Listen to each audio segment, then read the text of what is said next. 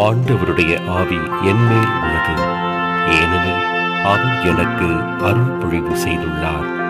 ஏழைகளுக்கு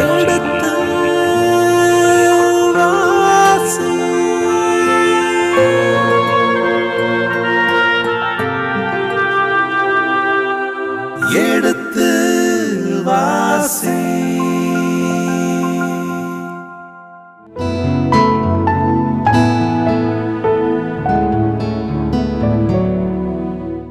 இனிய இதயங்களே, எடுத்து வாசி நிகழ்ச்சியில் சாமுவேல் முதல் புத்தகத்திற்குண்டான விவிலிய முன்னுரைக்கு நாம் செய்யப்படுத்திக் கொண்டிருக்கின்றோம். கடந்த பகுதியின் தொடர்ச்சியை இன்று தொடங்குவோம். வாருங்கள் நிகழ்ச்சிகள் செல்வோம். உங்கள் சார்பாக தந்தை அவர்களுக்கு வணக்கம் சொல்லி நிகழ்ச்சியை தொடங்குவோம். வணக்கம் தந்தை அவர்களே.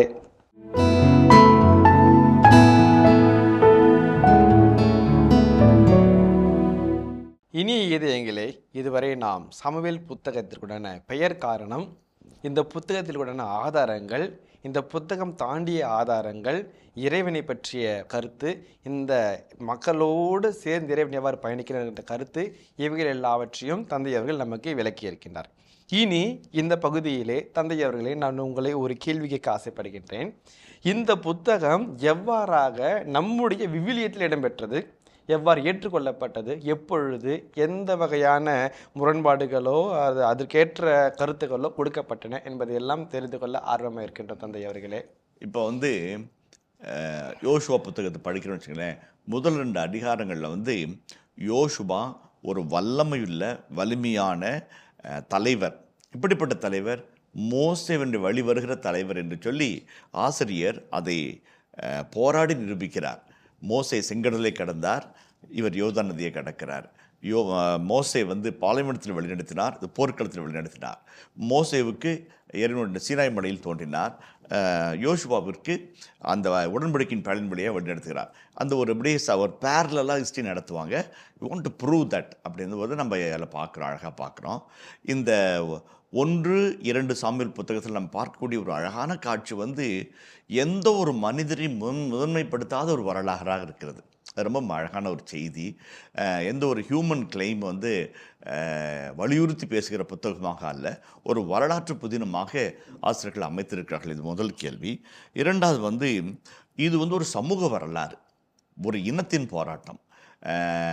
பல்வேறு வரலாற்று மாற்றங்களுக்கும் சமய மாற்றங்களுக்கும் சமூக மாற்றங்களுக்கும் உள்ளாகிற இந்த 12 கோத்திரங்கள் எப்படி ஒரு வெற்றியின் பாதையில் பயணிக்க தொடங்கியது என்கின்ற ஒரு எழுச்சியான வரலாற்றை முழு வீச்சோடு முழு வலிமையோடு வலியுறுத்துகிற அழகான வரலாறாக இருக்கிறது.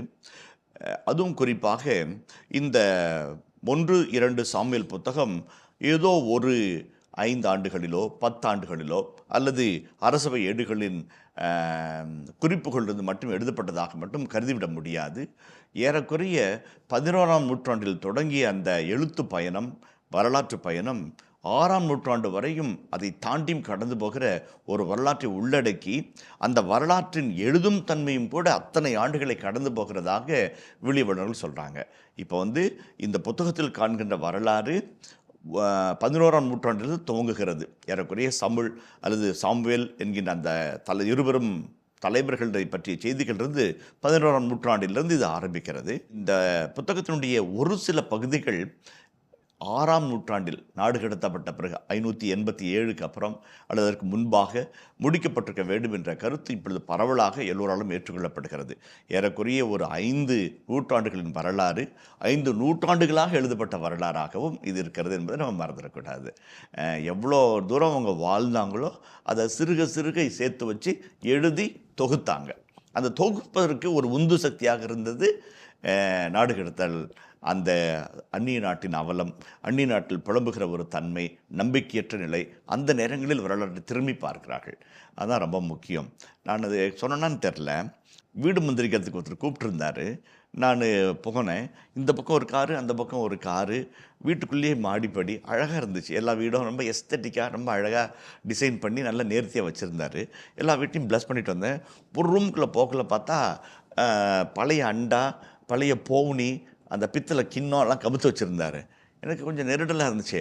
சரி தீர்த்தம் தெளித்து ஜெபம் சொல்லிவிட்டு வந்துட்டேன். வந்துட்டு உட்காந்து காஃபி சாப்பிட்டுட்டு இருக்குள்ள, அண்ணா அழகாக வீடு கட்டுக்கிறீங்க, டிசைனிங்கு, அதை மெயின்டைன் பண்ணுறது, எஸ்தட்டிக்கு, அரேஞ்ச்மெண்ட்ஸ் ரொம்ப அழகாக இருக்குங்கண்ணா அப்படின்னேன்.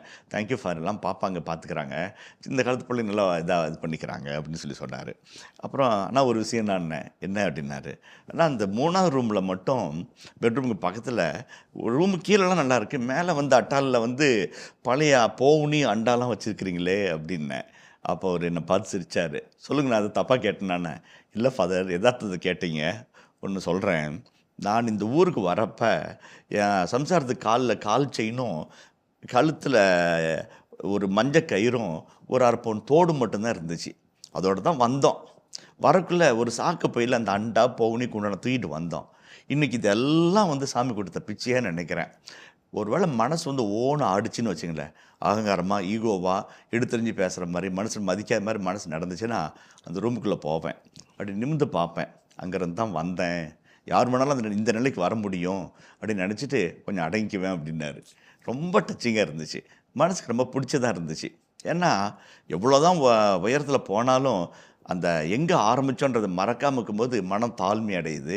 மனதிற்குள்ளாக ஈகோ இல்லை, மனத்துக்குள்ளாக ஒரு அகங்காரம் இல்லை, அடுத்தரை மதிக்கணுன்ற ஒரு மனப்பக்குவம் வரதை அவர் வந்து அவருக்குள்ளாக ஊட்டிக்கொள்கிற தன்மையை பார்க்கும்போது மனசுக்கு ரொம்ப சந்தோஷமாக இருந்துச்சு. வரலாறு என்பது நம்மை நாமாக இருக்க அழைக்கிறது. இந்த இஸ்ராயல் மக்கள் தான்றோண்டித்தனமாய் அரியாசனம் சரியாசனம் எல்லாம் பேசி எல்லைகளை விரிவுபடுத்தினார்கள். ஆனால் ஆண்டவர்கிட்ட விலகினால் எல்லாம் அழிந்து போகும் என்பதை நாடு கடத்தப்படும்போது கண்டு கொண்டார்கள். அதெல்லாம் திரும்பி பார்த்தாங்க. இவர் இந்த வீட்டுக்குள்ளே போய் அந்த ரூமில் பார்க்குற மாதிரி திரும்பி பார்க்கக்குள்ளே தான் எல்லாம் கடவுள்கிட்டருந்து வந்துச்சு, நாமளாம் எதையும் சாதிக்கலை இன்னும் ஒரு வரலாற்றை அவர்கள் கண்டு கொண்டார்கள். அந்த நன்றியின் உணர்வும் அந்த உய்த்துணர்களின் விளைவு தான் அந்த வரலாற்று பக்கங்கள் என்று ஒரு ஆசிரியர் குறிப்பிடுகிறார். அது உண்மையிலும் உண்மை, நம்முடைய வாழ்க்கைக்கும் பொருந்துகிற ஒரு உண்மை. அதோடு கூட இந்த 11ஆம் நூற்றாண்டில் ஆரம்பிக்கிற வரலாற்று பக்கம் ஒவ்வொரு காலகட்டத்தில் வளர்ந்து போகிறத நம்ம பார்க்குறோம்.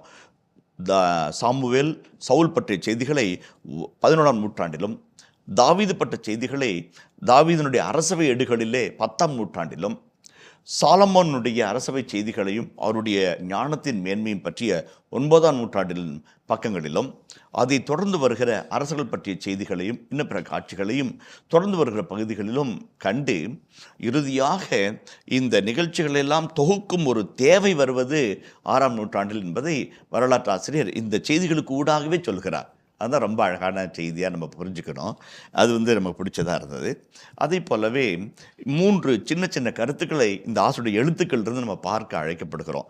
ஒன்று வந்து இந்த வரலாற்று ஆசிரியர் குழாமோ ஆசிரியரோ அந்த இணைச்சட்ட வரலாற்று நூலாசிரியர்கள் சொல்லுகிற அழகான ஒரு கருத்து, தோரா சட்டம். தோரா சட்டத்தை மறந்து விடாது என்பதை பல இடங்களில் மறைமுகமாக இலைமறைக்காயாக வலியுறுத்தி கொண்டே போகிறார்கள். முதலாவது. இரண்டாவது, நாட்டிற்கென்று எவ்வளவோ நீங்கள் வழிபாட்டு தரங்களை வைத்துக்கொள்ளலாம், ஆனால் இறைவன் மட்டுமே, அவரை மட்டுமே தொழ வேண்டும் என்கிற ஒரு கருத்தை வலியுறுத்தி சொல்கிறார்கள். மூன்றாவது, இந்த இணைச்சட்ட வரலாற்று நூலாசிரியர்கள் திரும்ப திரும்ப சொல்லுகிற அழகான ஒரு செய்தி இந்த பின்பக்கங்களிலும் வருகிறது. 1 குறிப்போடு 2 குறிப்போடிலும் இந்த கருத்து மீண்டும் மிக வலிமையாக வலியுறுத்தப்படும். லெவிட்டிக்கல் பிரீஸ்ட்ஹுட், அந்த லேவிய குருத்துவத்தை வலியுறுத்துகிறார்கள். ஏன்னால் பின்னாளில் அவர்கள் தான் தலையெடுப்பார்கள்.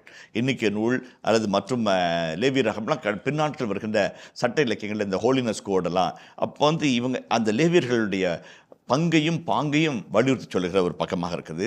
அதை போல இந்த வரலாற்று நூலாசிரியர் மிக நன்றி உணர்வோடும் நல் மனதோடும் இறைவாக்கு பணி உற்று பார்க்கிறார். அது சாமுவேலாக இருக்கட்டும், காத்தாக இருக்கட்டும், நாத்தானாக இருக்கட்டும், உயர்ந்த பகுதியில் வைத்து அரசனையே தட்டி கேட்கிற ஒரு ஆழ்வி மிகுந்த மனிதர்களாக நம்ம படம் காட்டுகிறார். பின் நாட்களில் இறைவாக்குகளை எப்படி மனிதர்கள் ஏற்றுக்கொள்ள வேண்டும் என்ற ஒரு செய்தியும் இலைமறைக்கரை உள்ளே விடுகிறார். அதை போலவே மிக முக்கியமான ஒரு செய்தி, தாவீதற்கு நிறைய இடம் கொடுக்கப்படுகிறது. More space for David. அவர் தாவீது வந்து ஆடு மேய்க்கிறது, ஆடு மேய்க்கும் அதோட சங்கடம், புல்லாங்கடல் ஊசுறது, யாழ் இசைக்கிறது, அதுலேருந்து ஒரு சின்ன சின்ன நிகழ்ச்சிகளை கூட விட்டு வைக்காமல் பேசுவார்.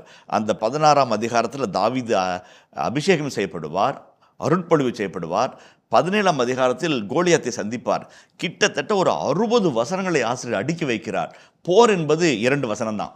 2 வசன போருக்கு 60 வசனங்களை உள்ளீடாக வைத்து தான் சொல்ல வந்த எல்லா கருத்துக்களையும் தாவீது மீது சொல்லி அவருடைய ஆளுமையை, அவருடைய இறை பக்தியை ரொம்ப அழகாக விவரித்து சொல்வார். அப்போ இந்த இஸ்ராயல் வரலாற்றிலேயே தனி மனிதர் என்று ஒருவரை பார்த்து அதற்கு அதிக ஸ்பேஸ், அதிக இடம் கொடுத்து அவரை விவரிக்கிறார்கள் என்றால் தாவீது மட்டும்தான். அது. அதுக்கப்புறம் மற்ற இறைவாக்கள் வரலாம். ஆனால் தாவீது கொடுக்கப்பட்டது போல வரலாற்றிலே அவ்வளோ பெரிய இடமும் அவ்வளவு கருத்தியலையும் தாங்குகிற ஒரு பக்கமாக இந்த சாமுவேல் புத்தகம் அமைகிறது. இறுதியாக கடவுளை மறந்தால், கடவுளுடைய கட்டளைகளை புறக்கணித்தால் என்ன ஆவோம் என்பதையும் இந்த ஆசிரியர் அழகாய் மிக மென்மையாய் சொல்லுகிறார். அதனுடைய வலிமையான கோரப்பிடியினை 2 அரசர்களே நாம் சந்திப்போம். நகரம் சிதைக்கப்படுவதும், ஆலயம் எரிக்கப்படுவதும், பெண்கள் மானபங்கப்படுத்தப்படுவதும், அரசுடைய கண்கள் பிடுங்கப்படுவதும், சங்கிலிகளால் கட்டி இழுக்கப்படுவதும், அந்த கொடுமையான காட்சிகள் பின்னால் வரும். அதனுடைய தாக்கத்தை ஆசிரியர் இந்த இடத்துலையே சின்ன சின்ன நிகழ்வுகளிலே ஊடுருவ செய்கிறார். அது அழகான ஒரு அப்போ ஒரு 6 அல்லது 7 நூற்றாண்டுகளினுடைய வரலாறை அந்தந்த காலகட்டத்திலே தொகுத்து பகுத்து அது ஒரு மேன்மையான முறையிலே தந்திருக்கிறார்கள். இதுதான் how the book is produced அப்படின்னு சொல்லிட்டு தொடக்கத்திலிருந்தே 1 சாமுவேல் 2 சாமுவேல் இந்த புத்தகங்களுக்கு மிகுந்த மாண்பும் ஒரு முக்கியத்துவம் கொடுக்கப்பட்டது. அது எபிரேய மொழிநடையிலே வந்த இறைவாக்கு நூல்களிலே, முற்கால இறைவாக்கு நூல்களிலே ஒரு தவிர்க்கப்படாத அங்கமாய் ஏற்றுக்கொள்ளப்பட்டது. இதை பற்றிய மாற்று கருத்து இல்லவே இல்லை என்பதை நாம் புரிந்து கொள்ள வேண்டும். தொடக்கம் முதலே ஒரு நல்ல ஒரு இடம் அதற்கு எடுத்து வந்திருக்கிறது. இது இது சொல்லுவோம். இதுக்கப்புறம் ஒரு சின்ன கேள்வி எனக்குள்ளே மனசுக்குள்ளே வந்துச்சு. இந்த ஹிஸ்ட்ரி எழுதுகிறாங்க, இதுலேருந்து இவ்வளோலாம் சொல்கிறாங்க, இதுக்கெல்லாம் முக்கியத்துவம் கொடுத்துக்கிறாங்க அப்படின்னு சொன்னேன்.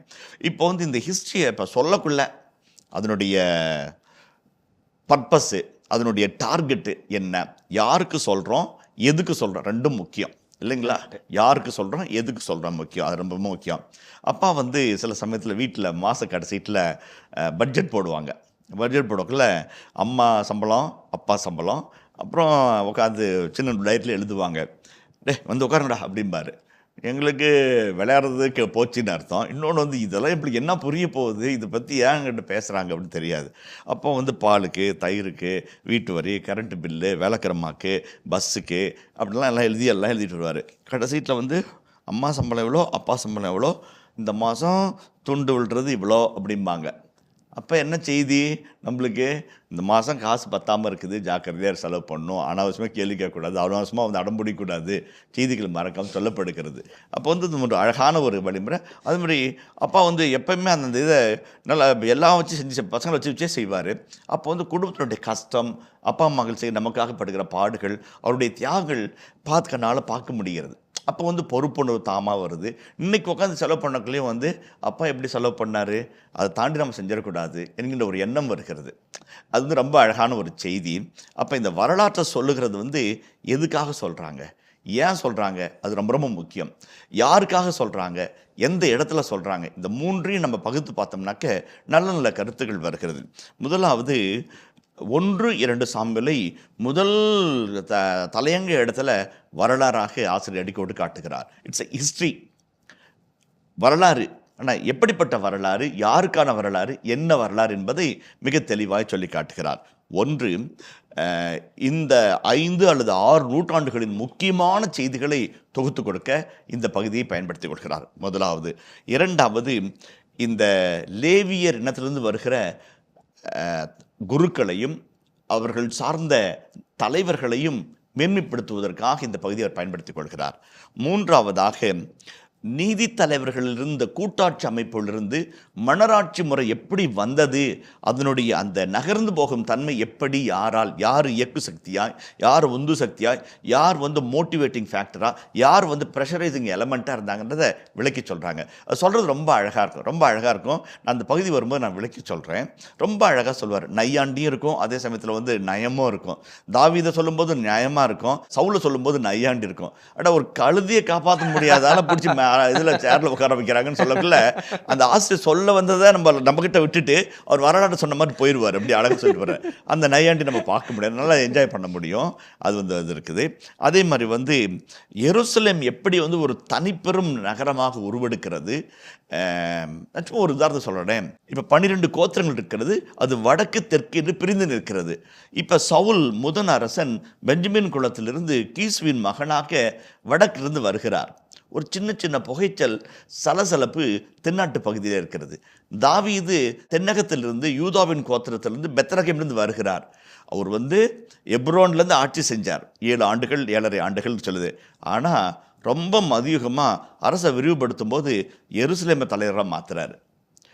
அப்போ ஒரு சில வரலாற்று வல்லுநர்கள் அதுவும் அந்த ஆராய்ச்சியாளர்கள் சொல்லும்போது இஸ்ராயல் ஃபிங்கிள்ஸ்டைன் என்கிற உலக புகழ்பெற்ற தொல்பொருள் ஆராய்ச்சியாளர்லாம் இருக்கிறாரு. அவங்களாம் சொல்லும்போது ஒரு ஸ்ட்ராட்டஜி, வடக்கும் இல்லை தெற்கும் இல்லை, நியூட்ரலான பிளேஸு ஜெருசலேமு. தென்னகத்தில் தான் இருக்குது. அது வரைக்கும் யாராலும் வெற்றி கொள்ளப்பட முடியாத நகரமாக ஜெபூசியர்களுடைய கரங்களில் இருக்குது. தாவீது போய் தாக்குறாரு. இதுவரைக்கும் வெற்றி கொள்ள முடியாத நகரத்தை வெற்றி கொள்கிறார். அதை தலைநகராக மாற்றுகிறார். நான் வடக்கு இல்லை தெற்கு இல்லைப்பா, நியூட்ரல்பான்னு காமிக்கிறாரு.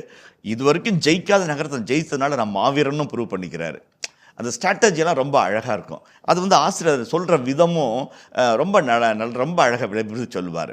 சும்மா வந்ததில்லை சுதந்திரம் என்பது போல் அந்த எருசலேம் நகரம் எப்படி மைய நகரமாய், அது பிற்காலத்தில் இறைவனுடைய ஆலயத்தை தாங்குகிற, இறைவனின் பிரசனை தாங்குகிற, இறைவனுடைய உடன்படிக்கையின் பேழை தாங்குகிற நகரமாக எப்படி மாறியது, அது எப்படி 12 கோத்திரங்களையும் இணைக்கும் சக்தியாய் மாறியது என்பதையும் இந்த ஆசிரியர் அழகாக அப்படி நவுத்திட்டு போய் சொல்ல வைக்கிறார்.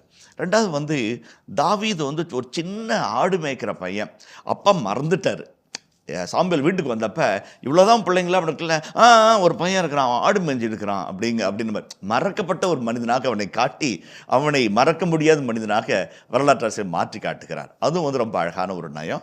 அந்த தாவீதுக்கு ஒரு அழகான ஸ்பேஸு, ஒரு அழகான ஒரு அரங்கத்தை உருவாக்கி எல்லாரும் பார்த்து ரசிக்கும்படியான ஒரு வரலாற்றை உருவாக்கி காட்டுகிற பகுதியாக இந்த புத்தகத்தை அவர் பயன்படுத்தி கொள்கிறார். அதே போல் எப்படி இந்த வடநாடு தென்னாடாக பிரிந்தது, அந்த பிரிவு என்கின்ற எண்ணம் எப்படி வந்தது என்பதற்கு இந்த பகுதியில் சின்ன சின்ன கருத்துக்கள் சொல்லப்பட்டிருக்கிறது. இப்படி இதை வரலாற்றாக சொல்ல வந்த ஆசிரியர் இந்த வரலாற்றுக்குள்ளாக இருக்கிற 8 உட்கூடுகளை அடிப்படையாக வைத்து தன் வரலாற்றை கட்டமைத்துக் கொள்கிறார் என்று சொன்னால் அது உண்மை, ரொம்ப உண்மை. ரொம்ப அது எப்பயுமே ஒரு வரலாறுனாக்க வரலாறாக பார்க்க முடியாது. அந்த வரலாறுக்குள்ளாக இருக்கிற அரசியல், அந்த வரலாறுக்குள்ளாக இருக்கிற பொருளாதார தன்மைகள், அந்த வரலாற்றுக்குள்ளாக இருக்கிற சமூக கூறுகள் எல்லாம் நம்ம பகுத்து பார்த்தோம்னாக்க அந்த வரலாற்றை ஏன் அப்படி சொன்னாங்கன்றதனுடைய தன்மை நமக்கு புரிஞ்சிக்கும். அதான் இந்த 1 சாமுவேல் 2 சாமுவேலை வரலாற்று புத்தகங்களாக மட்டும் பார்க்காம, அதான் நான் ஏற்கனவே சொல்லியிருக்கிறேன், வரிகளை பார்க்காமல் வரிகளுக்கு இடையே இருக்கிற செய்திகளை நம்ம கற்றுக்கிட்டோம்னாக்க விவிலிய வாசிப்பு நிறைவு பெறும். Not only read the lines but in between the lines. In between lines நிறைய செய்திகள் இருக்கும். பேராசிரியர் லெக்ரான் அழகாக சொல்லுவார், என்ன சொல்லப்பட்டிருக்கிறது என்பதை நீங்கள் படிக்கிற நீங்கள் என்ன சொல்லப்படவில்லை என்ற ஒரு கேள்வியை கேட்டால் அந்த வரலாற்றின் செய்திகள் நிறைவு பெறும் என்று சொல்வார். அப்போ ரெண்டையும் நம்ம இணைந்து பார்க்க தான் இருக்குது. அதாவது இப்போ இந்த 1 சாமுவேல் 2 சாமுவேல் எப்படி நம்ம பார்க்க போகிறோம், 3 விதமாக நம்ம பார்க்க போகிறோம். ஒரு பொது தன்மை நம்முடைய மெத்தடாலஜி, நம்முடைய அப்ரோச் என்னன்னாக்க, 1 இறை வரலாறாக தியாலஜிக்கல் ஹிஸ்டரியாக பார்க்குறோம். அப்புறமேட்டு ஒரு கிரிட்டிக்கல் ஸ்டடியாக, ஒரு கிரிட்டிக்கலான ஒரு கூர்மையான பார்வையோடு ஏன் எப்படி எதுக்காக என்கிற ஒரு கூர்மையான ஒன்று. 3ஆவதாக இன்றைய வாழ்க்கை சூழலில் இந்த புத்தகம் சொல்லும் செய்தி என்ன, அதையும் நம்ம பார்க்கணும். அப்படி இல்லை அப்படின்னாக்க நம்ம வாசிப்பதற்கு நம்ம இதில் நம்ம இறைவார்த்தை நம்முடைய காலடிக்கு வெளிச்சம். அப்போ அந்த என்ன வெளிச்சத்தை அது காமிக்குது என்கிற அந்த வெளிச்சத்தை நாம் கண்டு நம் வழிகளை நாம் செம்மைப்படுத்திக் கொள்ள இந்த பகுதி அமைகின்றது என்னுடைய தாழ்மையான கருத்து. இந்த 3 கருத்துக்களை நம்ம பார்த்தோம். இதுக்கு அடுத்தபடியாக நம்ம பார்க்கும்போது, முதலாவது இந்த 1-2 சாமுவேல் புத்தகம் அழகான ஒரு வரலாற்று நூல்களின் தொகுப்பு என்று நாம் பார்த்தோம். ஒரு சில விவிலிய பேராசிரியர்கள், விவிலிய வல்லுநர்களின் பார்வையில் ஒரு அழகான லிட்ரரி ஆர்ட் என்று சொல்வார்கள், ஒரு இலக்கிய தொகுப்பாகவும் இந்த பகுதியை பார்க்குறாங்க. எதுக்காகனாக்க, ஒரு 90களிலே 2000ஆம் ஆண்டு வாக்கிலே பாலுமகேந்திராவின் கேமரா என்று சொன்னால் அதற்கு மயங்காத மனங்கள் இல்லை. அந்த பச்சை பசேல் என்ற புல்வெளிகளாக இருக்கட்டும், நீல வான ஓடைகளாக இருக்கட்டும், வீசுகின்ற தென்றலாக இருக்கட்டும், அனைத்தையும் துல்லியமாக படம் பிடிக்கிற ஒரு நேர்த்தியான ஒளிப்பதிவாளர். அதை போன்ற ஒரு நேர்த்தியை, அதை போன்ற ஒரு அழகு வர்ணனையை இந்த பகுதி கொண்டிருக்கிறது என்று சொன்னால் துளியும் மிகை கிடையாது. யதார்த்தமாய் இந்த வர்ணனையாளருடைய அந்த விவரிக்கும் தன்மை மலைகளுக்கு போகிறது, பள்ளத்துகளை இறங்கி வருகிறது, நதிகளை நோக்கி பாய்கிறது, பாலைவனத்திலும் சிற்றூர்களையும் பேரூர்களையும் கடந்து போய் நமக்கு செய்திகளை விவரித்து சொல்கிறது. இந்த ஆசிரியருடைய கதை சொல்லும் தலம் என்பது பல்வேறு இடங்களில் விரிந்து விரிந்து அழகாய் நம்மை பயணிக்க வைக்கிறது. முதலாவது. இரண்டாவது, இந்த ஆசிரியர் இணைச்சற்ற வரலாற்று நூல் ஆசிரியர்கள் சொல்லுகிற அந்த கதை சொல்லும் பாங்கு என்பது அவ்வளவு நேர்த்தியானது. நான் துவக்கத்தில் ஒரு கேள்வி கேட்டேன், நம்மளுக்கு பைபிளில் ரொம்ப பிடிச்சமான பகுதி எதுப்பா அப்படின்னு சொல்லி கேட்டேன். இப்போ எங்கள் பசங்கள்லாம் என்ன சொன்னாங்க, ஃபாதர் இந்த தாவீது கோலியாத்து நாங்கள் பளிச்சுன்னு சொன்னாங்க, எல்லாருக்கும் தெரியும். அப்புறம் ஒருத்த மட்டும் சொன்னால் தாவீது விபச்சாரம் பண்ணுறாரு, அது ஃபாதர்னாங்க, அதை விட்றா அப்படின்ட்டு.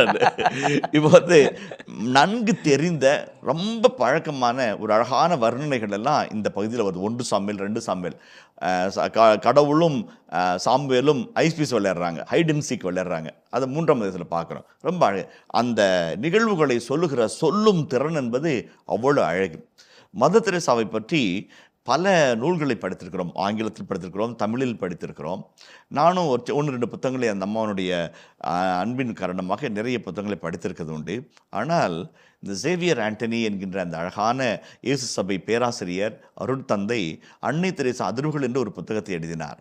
அதை படிக்கும்போது மனதிற்குள்ளாக எழுந்த அந்த அதிர்வின் அலைகளை சொல்லி மாளாது.